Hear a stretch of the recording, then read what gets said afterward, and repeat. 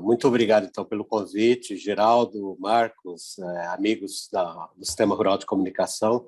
Eu que sou egresso desse sistema, eu trabalhei aí até a década de 80. Eu posso dizer que eu me formei jornalista, primeiramente, antes de fazer o curso na Rádio Rural de Caicó. Então, eu tenho um orgulho muito grande, uma lembrança muito grande. E sempre que eu viajo ao Rio Grande do Norte, eu encontro os amigos. Estive já agora em janeiro passado, e deu uma entrevista muito legal aí com o Marcos. Enfim, o Dermi Azevedo, essa personalidade marcante, como você bem disse, da história do Rio Grande do Norte, ele de fato teve uma história muito grande em diversos pontos, notadamente na questão dos direitos humanos no Brasil.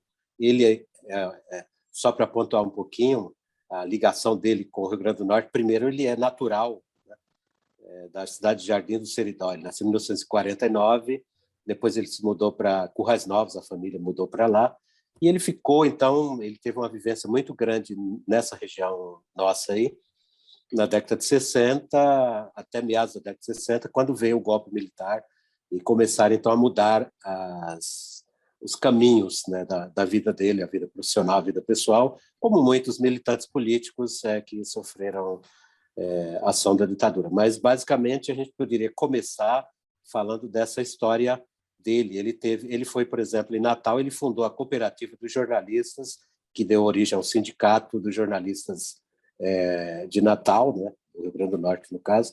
Ele presidiu o diretório acadêmico. Então, ele teve o diretório acadêmico da Escola de Serviço Social do Natal. Ele teve uma vida inicialmente muito ligada ao movimento estudantil regional, no Estado. E, em 68, então, o Dermi Azevedo ele foi preso a primeira vez pela ditadura militar no Congresso da UNE, em Ibiúna, no interior de São Paulo, aquele histórico Congresso da UNE, junto com diversas lideranças. Foi essa, então, a primeira prisão política que a ditadura, né, iniciada em 64, foi a primeira vez que ele foi preso pela ditadura em 68. Mas a gente pode ir explorando outros pontos aí da carreira, da atuação dele. Fica tranquilo. Você, inclusive, chegou a ter contatos com ele, né? E que contatos ele te passou, né? Inclusive, é bom a gente registrar aqui que ele faleceu recentemente, né? Mas, em período de vida, que histórias ele te passou, sobretudo nesse processo que o Brasil viveu de ditadura militar, né? O que é que ele tanto te passou que a gente pode reviver aqui? Entendi. O Dermi, ele faleceu dia 1º de setembro, né, vítima de um infarto fulminante. Ele já, agora no final da vida, ele estava bastante debilitado, a saúde dele. Ele tinha uma doença de Parkinson, né? Ele estava convivendo há alguns anos já com a doença de Parkinson. E ele teve, então, uma história muito, eu havia falado no início, muito ligada ao movimento dos direitos humanos. Eu já conhecia essa história quando eu ainda morava no Rio Grande do Norte, porque eu também tive digamos, a iniciação através desses movimentos sociais na Igreja Católica, nos grupos de jovens. Eu fui, inclusive, seminarista em Caicó durante um período, não deu muito certo, mas faz parte da história.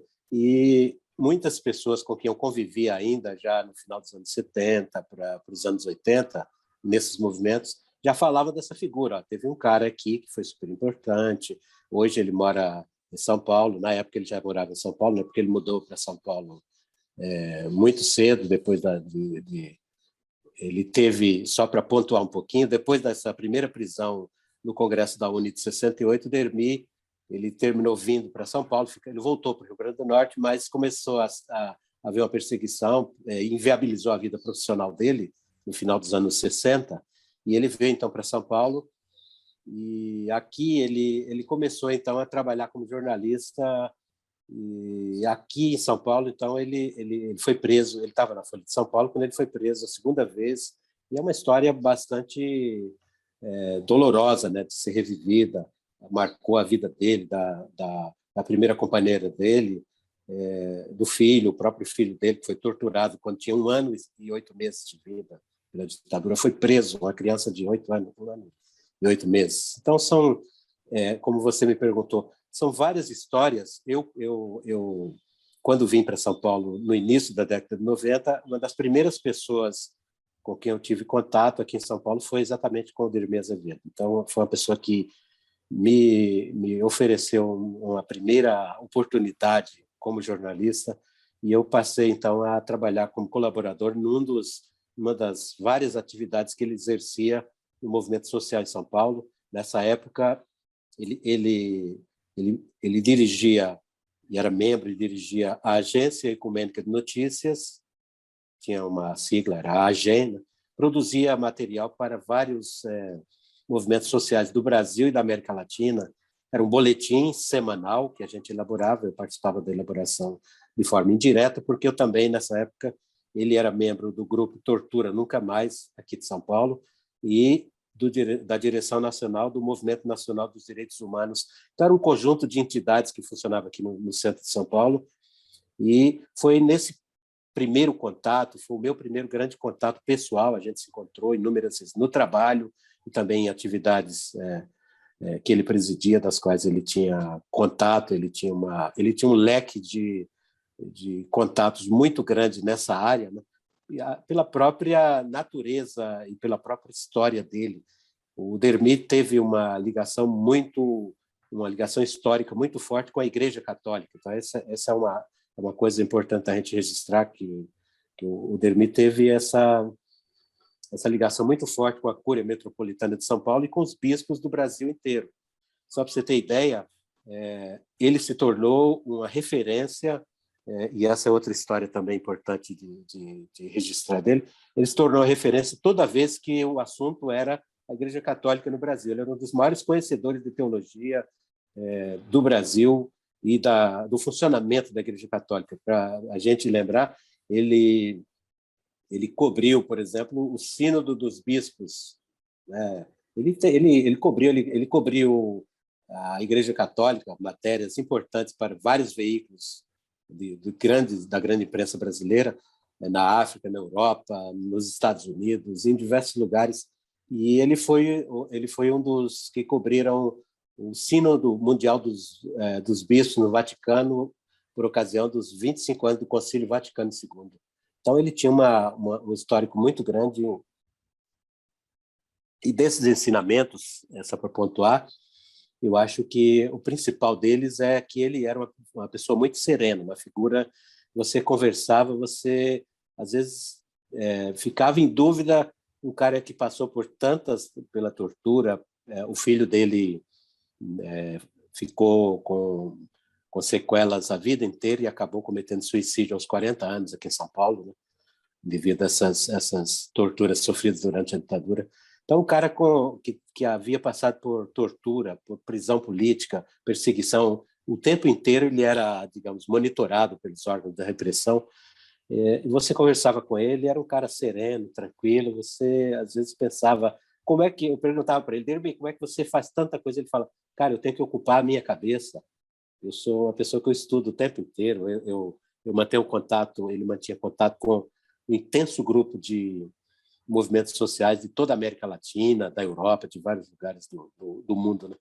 E ele visitava frequentemente países da América Latina. Ele era professor universitário, era sociólogo, era jornalista. Ele presidiu o Sindicato de Jornalistas de São Paulo por 2 vezes, também presidiu o Sindicato de Jornalistas de Natal.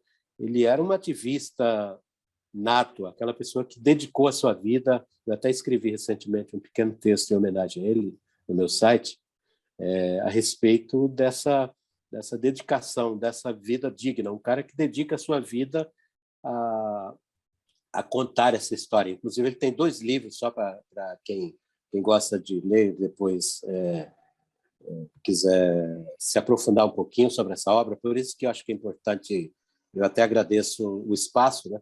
Eu acho que uma figura do Rio Grande do Norte, uma figura do Seridó, que merece ser lembrada, merece ser estudada pelo seu histórico, e merece ser homenageada na região, né? Como uma pessoa que as pessoas mais jovens também, elas têm, eu acho que têm o direito de saber da história do Odermir Azevedo. Ele tem 2 livros publicados, ele publicou em 2018, alguns anos antes do falecimento, chama Nenhum Direito a Menos, Direitos Humanos, Teoria e Prática. Esse foi de 2018. Em 2013, ele publicou um livro que é um marco na vida dele. Ele até me falava muito desse livro. O livro se chama Travessias Torturadas, um registro autobiográfico de toda a história dele durante o período da ditadura militar até 1985, aproximadamente. Então Jair, com certeza foi um cearense que se destacou não só aqui na região, mas no mundo todo, praticamente. Se você observar o currículo dele, por exemplo, em 1982, o Dermi foi um dos fundadores. Ele quase sempre ele esteve à frente, né, de grupos muito adiantados, ou seja, era um visionário do ponto de vista dessa questão dos direitos humanos, e que hoje é uma questão muito premente, se discute bastante, né? Então, em 1982, ele foi um dos fundadores do Movimento Nacional dos Direitos Humanos, uma entidade que até hoje é extremamente atuante no Brasil inteiro e no mundo. Ele participou do projeto Brasil Nunca Mais, aquele projeto coordenado pelo cardeal Dom Paulo Evaristo Arnes, aqui de São Paulo, né? O nosso querido Dom Paulo, que fez o levantamento dos presos, dos torturados, desaparecidos na ditadura. Então, foi um projeto de grande envergadura que fez um levantamento de dados, documentos a respeito da ação da ditadura também. Ele também participou da fundação do Grupo Tortura Nunca Mais de São Paulo, que depois foi fundado em outras regiões do Brasil, né? Ele criou aqui no Brasil uma instituição chamada Secretariado Oscar Romero, que era uma homenagem a um bispo de El Salvador que foi assassinado na década de 80, né? Então, é uma extensa folha. Aqui em São Paulo, ele também teve uma atuação muito grande já dos anos 2000 para cá. Eu lembro que eu encontrei com ele trabalhava na Secretaria, se eu não me engano, isso foi em 2010. Eu encontrei com ele na Secretaria de Justiça e Cidadania aqui no centro de São Paulo, e ele me apresentou, então, um programa que era uma inovação no Brasil, já existia no mundo, era o Programa de Proteção a Testemunhas. Ele criou esse programa também, ele dirigiu esse programa. Basicamente, funcionava, ele existe ainda, né? Funcionava como proteção a testemunhas que delatavam, que eram vítimas de violência e delatavam, por exemplo, policiais, pessoas ou grupos de extermínio na polícia ou mesmo no crime organizado que estavam correndo risco de morte, no caso, né? Então, foi uma figura exemplar, o Dermi Azevedo. Dermi Azevedo foi uma figura exemplar, foi um cara extremamente digno, um cara que dedicou a vida dele a levar o nome. Ele sempre se referiu ao Rio Grande do Norte, inúmeras vezes ele sentiu uma saudade muito grande do Rio Grande do Norte e terminou, então, fazendo a vida dele aqui pela região sudeste, mas ele sempre teve essa postura de uma pessoa, de um cidadão do mundo, né? Um potiguar que era um cidadão do mundo. E é claro que, na nossa opinião aqui, é fundamental que as autoridades, né, as pessoas que lidam com essa área possam cada vez mais explorar esse trabalho dele para que não se deixe esquecer o trabalho que ele realizou. Eu acho fundamental e eu acho que você tocou num ponto importante, Girão. Uma figura como a do Dermi, eu acho que é super importante que nas escolas, nas instituições, esse espaço que vocês estão abrindo aí no sistema rural, é super importante que essa figura dele fique marcada, mas não só como uma homenagem passageira.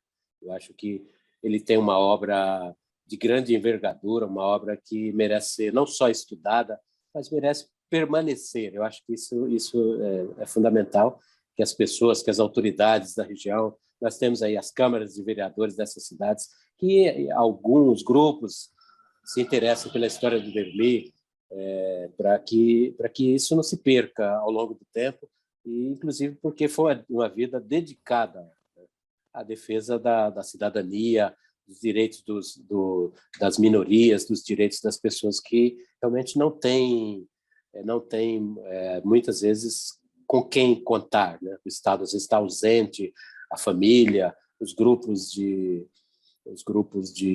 contato às vezes são muito pequenos, são muito fluidos. Então é muito importante que uma figura como a dele, com um histórico importante, que lutou a vida inteira pelos direitos humanos, lembrando que direitos humanos são direitos de todos os humanos, todas as pessoas estão intrinsecamente ligados a direitos fundamentais e que estão ligados a direitos à água, a uma casa digna, a moradia, a respeito, todas as coisas que a gente considera.